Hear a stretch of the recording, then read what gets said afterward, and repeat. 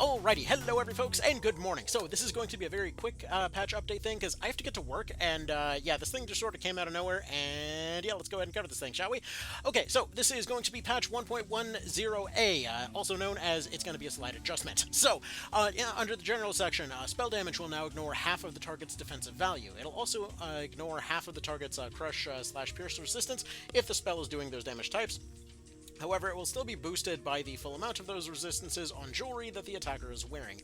This means that there's no need for high stat advantage in order to keep up with gear upgrades, so they will now scale at 1.2 times spell power per point of intelligence, and 0.6 per point of mind versus 1 resilience point and per point of res, and 0.5 per point of mind.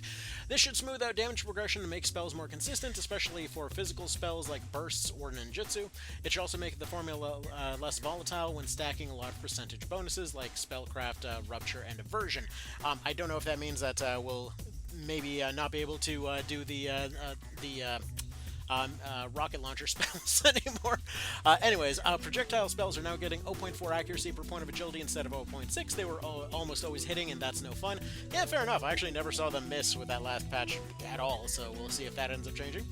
Sign and Gaze formula has 0.1 more evasion per point on defensive side, so that advantage is a little lower. I was joking that this maybe meant that the Ultra Dodgies had more of a lease on life versus debuffers. Apparently, it was not intended to do that. It was just meant to smooth things out a bit.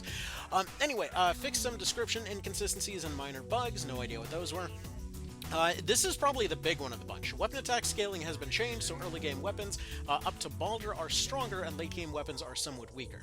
Damage bonus will also start from a higher value, maximum is unchanged. Early game can be fairly slow, so this should speed things up a little bit and help damaging exceptionally tough units. So for example, you know, stuff like swords over here, looks like we're starting off about 13 there, and on the higher end we're already up in the 20s. So yeah, this does mean that it should...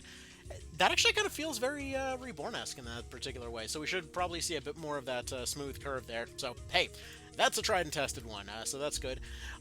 Curious to see how that feels in the early game, and I was about to just start another playthrough. I mean, granted, I was sitting here salivating at the thought of going and making an unreasonably long video about Resident Evil Outbreak, but then also, yeah, updates on this happened. So, yeah, try to step away from Tactics Ogre for 2 seconds, and right back here again. Anyway, so spells and abilities. Damage bonus of all spells. I will use the regular damage formula that has been readjusted. Decay now costs 20 MP. Abyss now affects an area and is RT cost.